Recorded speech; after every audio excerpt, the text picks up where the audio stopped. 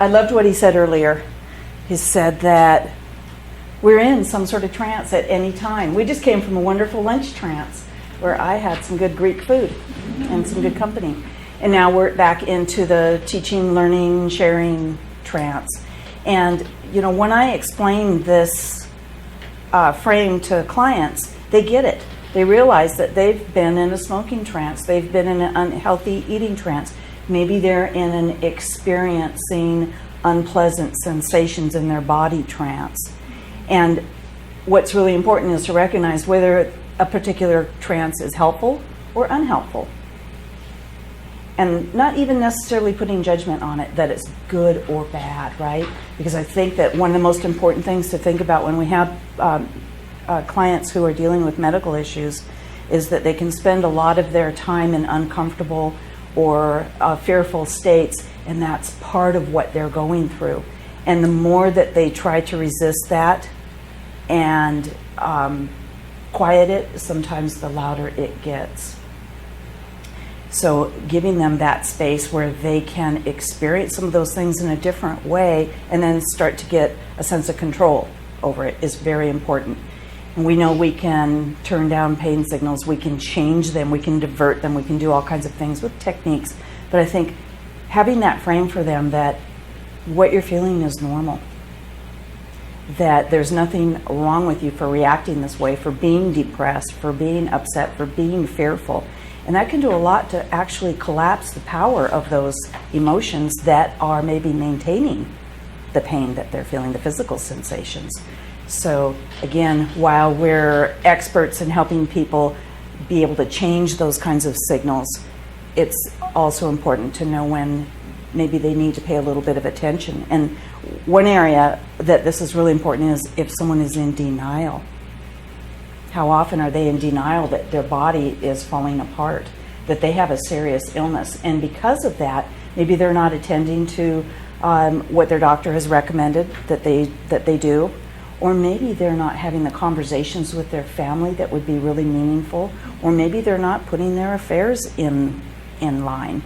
Now, again, it's not up to me to suggest that their life has a limit, but it is up to me to help them find the best frame for moving through whatever they're moving through, whether they're going to be recovering fully or they're not going to be recovering at all. Often when clients come to us, one moment please, find a dime, pick it up, all the day you'll have good luck. So we all have these little things, don't we? Now you saw one of mine. So clients come to us, they've heard a lot about the problem. You know, I work with kids, and they have heard many times how bad they are, how wrong they are, how they're not doing the right thing, or they're stuck in certain places. It's no different with adults. When we're dealing with adults, they're a little kid in there that's either being chastised by someone or something, or they're doing the chastising themselves. So there's been all this focus on the problem. And because of that, they're focused on obstacles too. So one of the very first things that I want to do is to ask them what they want to change. And Richard framed that in a little bit different. He said, what kind of solutions are you wanting here today? What do you want from our work? And this is a common question. But if we can do that almost immediately, from the very beginning, what do you want to change? What do you want to be different? Or how do you want to feel differently? And get that specific from them. That, of course, gives us direction in our work. But more importantly, what are we doing? We're future pacing them already beyond the obstacles to see that end. And then, of course, we want to help them frame that in a realistic way. And it might be that today we're going to give you some comfort. Would that be okay? Because when we're coming from a place of more comfort, then we can tap into any other resource. Maybe it's, I want to improve my sleep because of what, the medical treatments I'm enduring or the medications I'm on. Sleep is evasive. So we need to make that assessment and find out what's most important, what is going to work to help right now. And then we can base that session on that. And I usually only target maybe one thing. It's usually comfort or or sleep with someone who is having some kind of medical challenge going on. So we talked a little bit about reframing yesterday, and I introduced you to the idea of the comfort scale and reframing even pain to discomfort, although Mariana was talking about someone that she knows who really objected to that. She thought that was discounting a person's pain. So we want to be sensitive about that too, and I make that space. But that's part of where we're going to be watching those cues and seeing how open they are to it. I have had clients do like Rusty say, and just, no one ever even suggested that I could think about being comfortable. And to them, that's a wonderful thing. But just keep that in mind, that you might have people on the other spectrum who need to hang on to their pain for some reason or another. And again, I don't think it's secondary gain. That's a primary gain going on there. It's serving them in some way. Sometimes just experiencing pain gives a person some anger and is keeping them alive too. So, working with that individual in front of you and not taking any of this carte blanche. It's all made up anyway, as Melissa Tier says. So another reframe that I use, of course, is moving from that word cure, which ethically we don't use anyway, to heal. And I don't call myself a healer, but there's lots of healing going on when I'm working with people. And this can be on an emotional level, it can be on a physical level. And sometimes even people who are dying need to heal, right? And that can change how they're having that experience in immense ways. And I've been working on this end of life realm for a while, and that happened organically because sooner or later, if you work with clients who are dealing with medical challenges, you're going to lose some. And one of the most important things to do is to come to terms with your own ideas about death and how you feel about it, and have those conversations with yourself and with your loved ones and with your colleagues and friends. And you're going to be coming from a much sounder foundation when you're working with these clients. Using self-care to work with these clients. We've heard the word compassion here. Empathy. So there's a little hierarchy of that, and it starts with pity. When we have pity for someone, we're imagining how they feel. We might feel sorry for them. When we have empathy for them, we're actually feeling. We're taking on the sensations, the emotions. And that can be debilitating for a hypnosis practitioner. That can limit us. And so the ideal state to operate from is one of compassion. From a place of compassion, we can imagine how they feel, but then we can still help them. And so I encourage you to do that. In discussions in my Hypnotic Women Forum, we talk about all this stuff all the time. And someone, a new practitioner, had asked, I remember, how do I protect myself from, when I'm working with people who have really heavy issues? How do I keep from taking this on, from being too empathetic? And so the typical reply is a protective shield around you. But you know what? I don't want to be distant from you when I'm working with you. I don't want to have that. I want to have that free flow of energy where we're connecting. And sometimes it almost feels like I'm reading your mind, or maybe you're reading my mind. It's kind of cool when that happens. And so Roger Moore taught me a wonderful process, and he calls it just flow through. So you're taking what they're bringing and what they're working on, what they're presenting, and you can feel it come to you, but it flows right through you. And I like that, and I've been using that. And that way I'm not keeping it. I'm not taking it home with me. But I'm also connected enough that I can learn from it and maybe even utilize that too, right? Well, sometimes I'll even imagine that unconditional positive regard, which is Carl Rogers, who's a father of client-centered therapy, his phrase, and holding that space for a client, and I'll even feel it flowing up and out of me and down and up into you and back, and one of those infinity things. And that's a pretty cool feeling, isn't it? And this simple metaphor, which we're going to be getting into, you can apply anywhere, Perhaps the client wants to do some forgiveness work. They know that holding that kind of resentment is limiting their ability to heal. So we can do some kind of chair therapy where we have them align with that person and feel that. It's just one more submodality to be able to have a person experience that forgiveness, which is a gift that they're giving to themselves, of course. So, metaphors. Now, how do I flip it? Just go down arrow, and it should go to the next one. That's neat. I like it when there's not more than one moving part. Yes, and you can go up arrow and go back if you need Okay, thank you. I'll pay you later. So metaphors. As you all know, metaphors are part of the language of the subconscious mind. So if Tracy comes to me and she tells me that she has a physical issue and her doctor told her that she needs to drink more water, and then she tells me all the reasons why she should drink more water. The doctor has explained about hydrating the body and removing toxins and blah, blah, blah, woof, woof. As she's telling me this, not only is my subconscious mind, hers is. And so how do we get the attention of the subconscious? Through metaphor, through rich imagery, through language. It automatically captures that. Now, Richard had warned not to make those metaphors too obscure or ones that don't resonate. And this is particularly true if you're working with children, because they don't have the cognitive abilities yet to map across on a metaphor. And if I do use some metaphorical story, often I read some stories to kids, I'll make sure that you understood this, right? Who do you think that is supposed to be?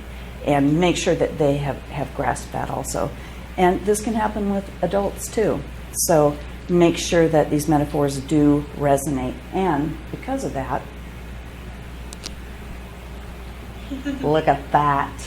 We want to utilize who the person is.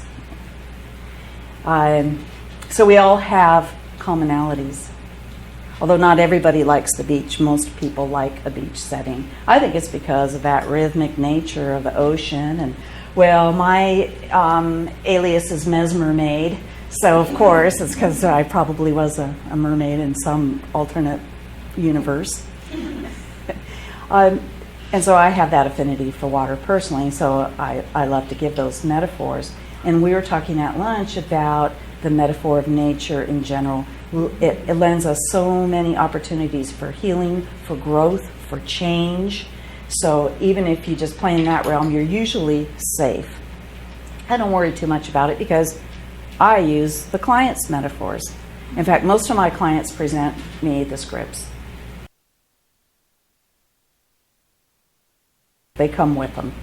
And, you know, if we do a curious pre-talk with them, where we're not just talking at them, but we're extracting these little clues and we're gathering this fodder. And I'll go so far as to tell someone that, thank God I'm not a talk therapist, but I need to get some good juice from you for our hypnotic work earlier.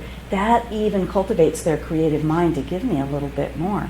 And so if I'm asking about some of their interests, they're not going to just kind of scratch their head and say, well, you know, I like detective stories. But they're going to get a little more excited because there's a purpose to why I'm doing this. I'm not just making small talk. This is, you know, I'm information gathering so that I can better help them. And this is a crucial part of our work. And then, of course, you know, I think that when we're more organic, we're actually doing that work in the pre-talk, aren't we? So we can even start to work those metaphors into our language. And, you know, it's as simple as saying, oh, close your eyes. And, you know, can you imagine that you're the hero in the detective mystery? And I wonder, what are the clues that we're going to use? I wonder who did it. So we can certainly utilize that. And it's a matter of stepping into their world.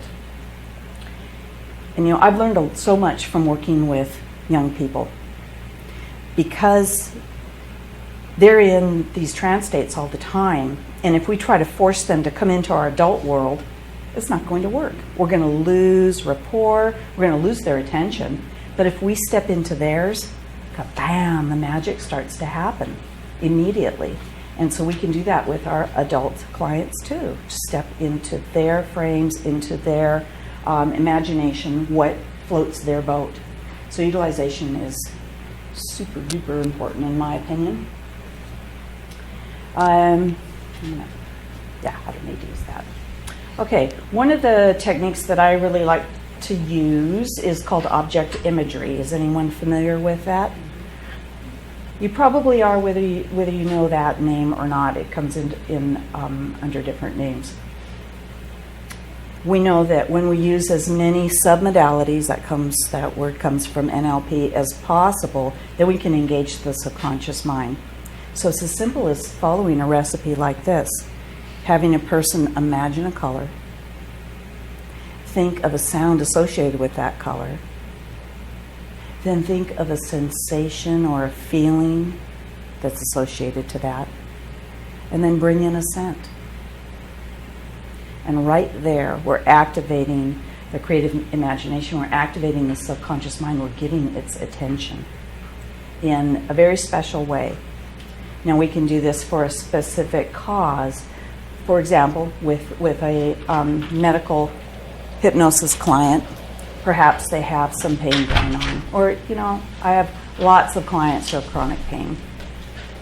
So it's as simple as having them isolate that sensation in their body and start to objectify it.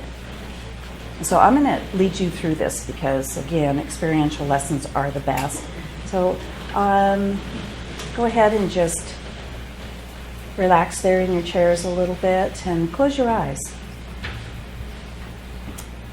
And within the privacy of your mind, I want you just to become aware of something in your body. Now, this might be a physical sensation. Maybe it's a discomfort. Maybe it's a feeling of fatigue. Maybe it's just the feeling of fullness in your stomach since we just had lunch. Or maybe it's an emotional presence. I want you just all to take a moment and just think about that. And notice where you feel it in your body. And of course, this alone is a mindfulness experience. And then notice what you feel about that thing that you're aware of. If you have any feelings about it, maybe it's just there and you weren't even thinking about it until I pointed it out to you. Or maybe it's just been coming to mind every now and then. And what I'd like you to do is just imagine that it's moving out of your body so that it's just hovering in midair right in front of you. And I want you to give it a shape. What shape would that be? And how large or how small is that shape? What color is it?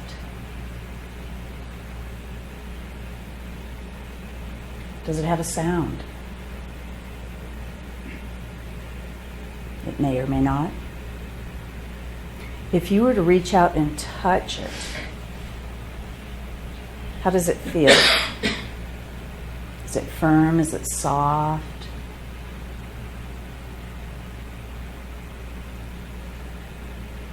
Is there a fragrance to this thing?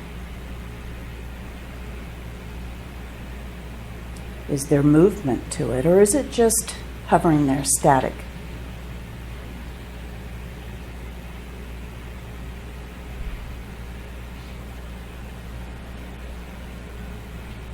Now I want you to go ahead and change the shape of that thing. How would you rather it look? Make that happen. How about the size of it?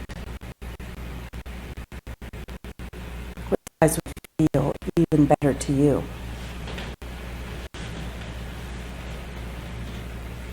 And the color.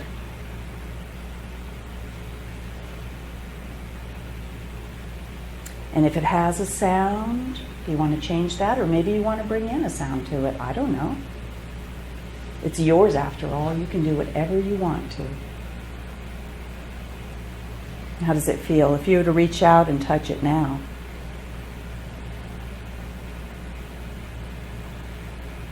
or that fragrance, that aroma. Everyone has a different preference. In fact, I'm going to give you a choice now that you've changed that thing, and you could let it go for now. You could always get it back later if you need to. Maybe you would put it out, launch it out to sea, or maybe you would put it on the wing of a bird, or tie a big helium balloon to it. Or maybe you want to just replace it, put it right back from whence it came. You get to choose whatever feels right to you. Go ahead and do that.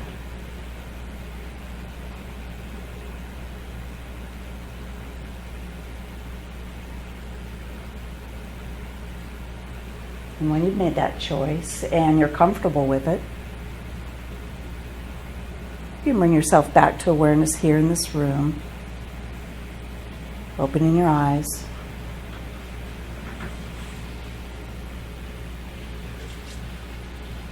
Who found that easy to manipulate? It was pretty easy, wasn't it?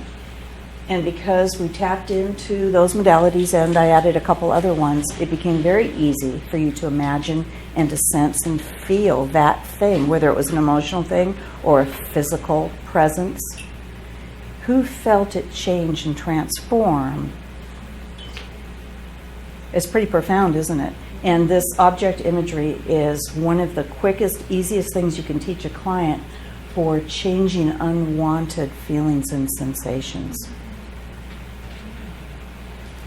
Now, I always make a clarification, and I talked about this yesterday when I taught you that emotional detox technique. Sometimes it's important to listen to these things and to be aware of them, so we wouldn't want to be masking them, otherwise, removing them or changing our awareness of them if we needed to pay attention to them, right?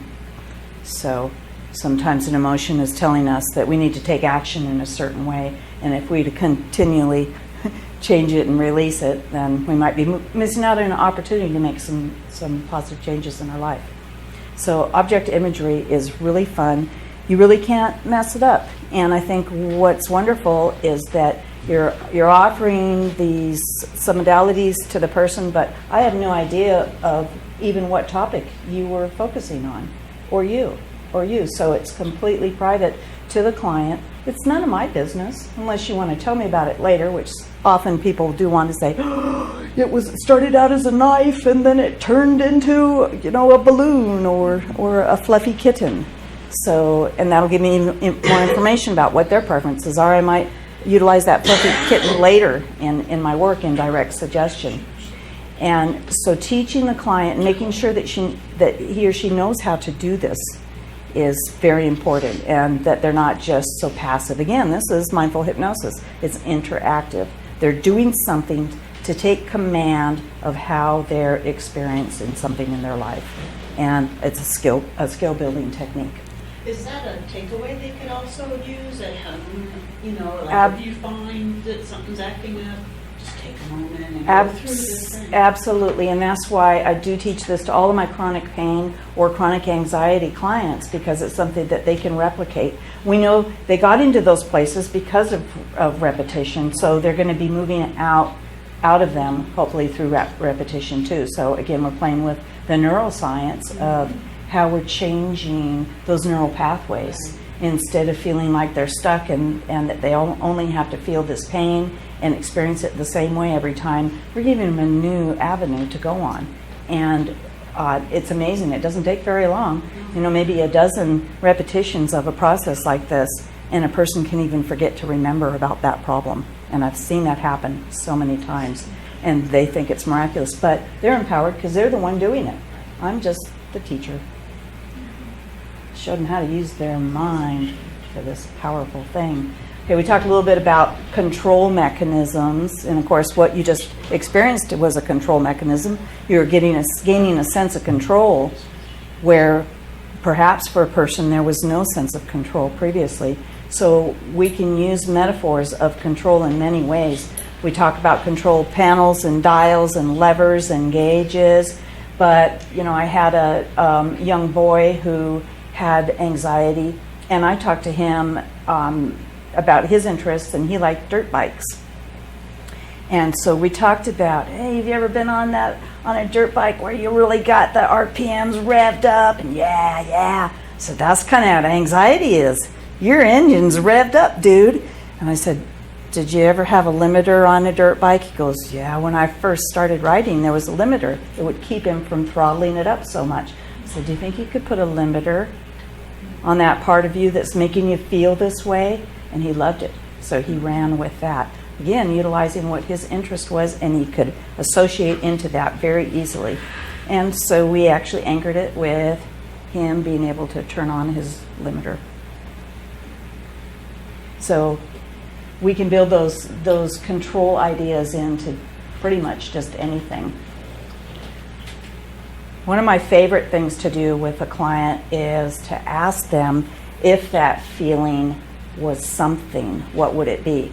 So this gentleman came to me with some intractable lower back pain. He hadn't been to see you, doctor, and he'd just been suffering. He couldn't sit still in the chair. It was so demanding of his attention. And so I asked him if that feeling were something, how would you describe it to me? And he said, it's a grizzly bear gnawing on my spine. And I'm sure you're like me and you get a visceral response when you think of that or see that image. And so I simply asked him, what would you like to do with that bear? And I said, I want to put it into hibernation. And so I said, well, go ahead and do that and let me know when you're done. So he closed his eyes. I taught him some self-hypnosis. And he constructed a scene where the snow was falling and there was a cave.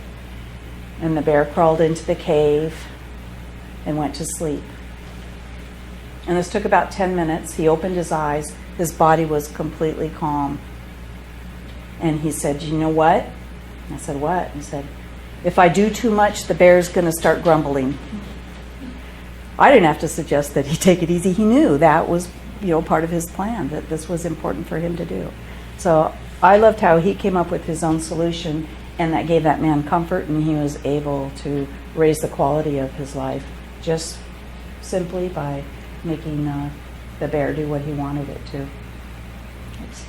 So I had a 13-year-old boy who had cystic fibrosis come in, and he was referred to me by his doctor because he was having a lot of stomach issues from the medications that he was on. And there was no other alternative. He needed the medications to help keep his lungs, operating. And yet this was really, affecting this boy. He was at the point where he couldn't go to school, and he just felt miserable. This obviously was a rough life for this kid. And so I asked him the same question, what does, if that was something in you, what would it be? And he said, it's a tiger. It's a tiger. And I asked him what he wanted to do with it. He tamed the tiger. And so that metaphor worked for him. I had a woman who had interstitial cystitis keeping her awake at night. This is, for those of you that don't know it, it's an inflammation of the bladder lining, and they don't really know what causes it. They know what exacerbates it, which is things like some foods and caffeine, things like that. And she'd been attending to her diet, but she still laid awake at night with a burning and a feeling of pressure in her bladder, and it was really making her unhappy.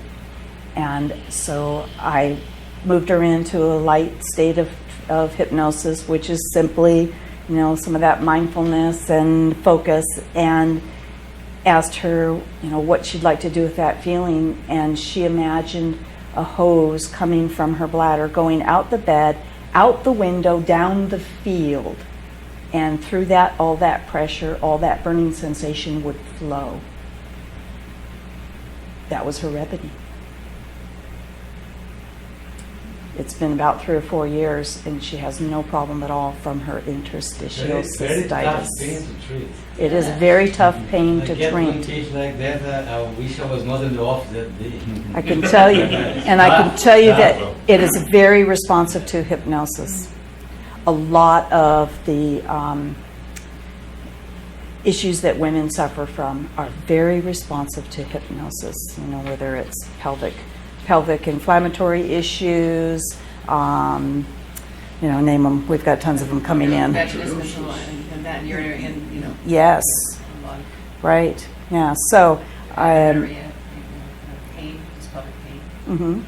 yeah. So, I've got protocols for PMS, and menopause. There's a lot of research that shows that hypnosis can reduce the frequency and the intensity of hot flashes. And I will testify, because when I was going through that time of life, I certainly used hypnosis. I was studying karate 5 days a week, and my sensei kept the dojo at 85 degrees. And so you know what would happen right when I'm going out there to do my thing. And so I figured I better tap into some of my skills here, and it certainly made a difference, and I didn't suffer much at all. And that same So- stuff is great for chemo, too, hot flashes. Yes, definitely. It's interesting how many things we can do when we're working with a cancer care client. I have a gentleman who I've been working with off and on for the last 6 months or so, and he got a diagnosis of prostate cancer, but the cancer wasn't located in his prostate. That's where it originated, but it moved into his back, into his spine, and so he had the chemical lowering of his testosterone. That alone was a traumatic thing for him. He's only in his early 50s, and to be faced with not being able to perform sexually was not a great thing for him. And it was very interesting because he still is able to function. Now, I wouldn't let hypnosis take credit for that, but we certainly addressed that area during our work together. He was one that I actually had a session out on the beach with, and because that was one of his favorite scenes. And so I met him on the beach, and we did a hypnotic healing session out there. And he's a school teacher, and a whole pack of kids went by, and it made the session, because we anchored the sound of those children's laughter and conversation to these feelings of comfort. In fact, the kids in his school, his biology teacher, made him a mobile of 1,000 paper cranes. And so when I asked him what his favorite imagery for healing from that cancer would be, it was the cranes. And he actually wrote the script for me, and I recorded it. And he's thriving. He's in remission now. He's doing very well. But that was the perfect metaphor. So, our clients bring you the scripts. They bring you those metaphors, and it's up to us to just jump on it and utilize it and use our skills in knowing how to formulate suggestion. Richard shared a list of how to make the most effective suggestions. There's actually some research. There was a discussion in our group recently about whether, if you're making a recording for yourself, should you say I am or you are. And research supports taking that second or third party position, makes it more effective. And what even makes it more effective is if you use your name. So I talk to myself all the time, Kelly, I really like the way you did that. Kelly, you are feeling great. Because I'm saying that in front of other people, they think I'm a weirdo, but I don't care, because in my family, weirdos are good. So encourage, if you're teaching your clients auto-suggestion, encourage them to use their own name, to speak to themselves. Lisa Lamont just trademarked her slogan, Mirror Love, and this is kind of a basis of her work that she does with clients, is to have them go and make affirmations to themselves every day in front of the mirror. And so you can imagine that if you're teaching these kinds of approaches to clients, that they would speak to themselves in that way, that, hey, Kelly, you're looking good this morning. You're going to have a great day, right?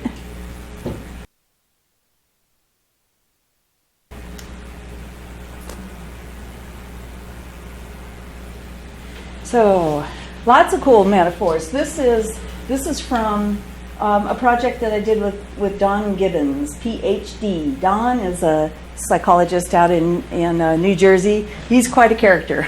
By the way, Don is one of the contributors to Corey Hammond's book, The Big red book, the Handbook of Hypnotic Metaphors and Stories for Hypnosis, is also the only scripts in the whole darn book I actually like. Yes. So, Yes. So I had a great experience writing a book with him, Virtual Reality Hypnosis Adventures to the Multiverse. And both Don and I, independently, were doing the same thing. We were taking clients to alternate or parallel universes in hypnosis, from which they returned improved. And of course,